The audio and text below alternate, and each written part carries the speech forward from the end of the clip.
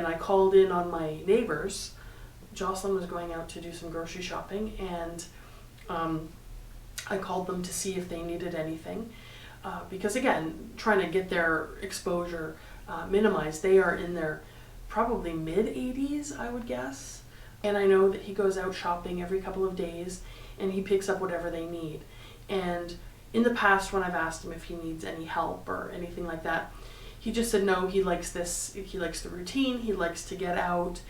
It's a little bit of independence. Their daughter comes and visits them every week. I mean, maybe more often, but I certainly see her there every weekend. And can do their shopping, but he's a stubborn, proud man who likes to do his own shopping, and this is the one thing he does. He gets out, he meets friends along the way. And when I talked to him, he said, no, I went out shopping yesterday, and he said the grocery store, he said there were no carts, like the little hand baskets, which was his first challenge. And he said, and the lineup was all the way to the back of the store, and they didn't have some of the things that he wanted. The madness that is sweeping the city and probably every urban area in the world that gets the news actually endangered him even more. He said he had to wait a very long time in the line. He said the lineup was all the way to the back of the store.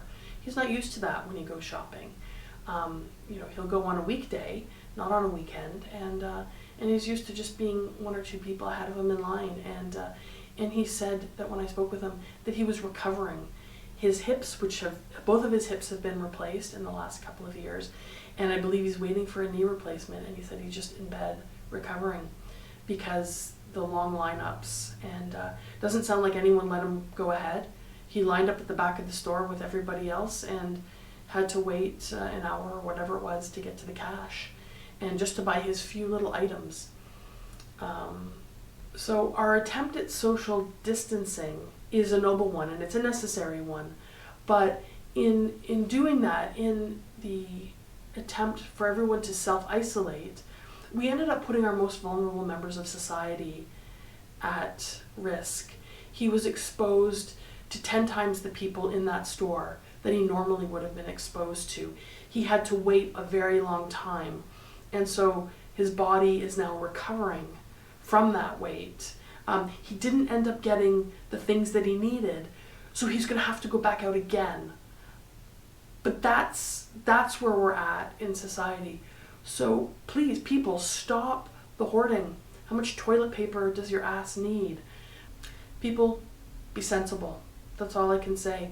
Think of your neighbors, think of the elderly, think of those vulnerable people that are most in need of the social distancing. Social distancing does little good if we're all clamoring to get to the grocery store to push over the little old man with his cart. It's not what this is about. Just use your heads, people.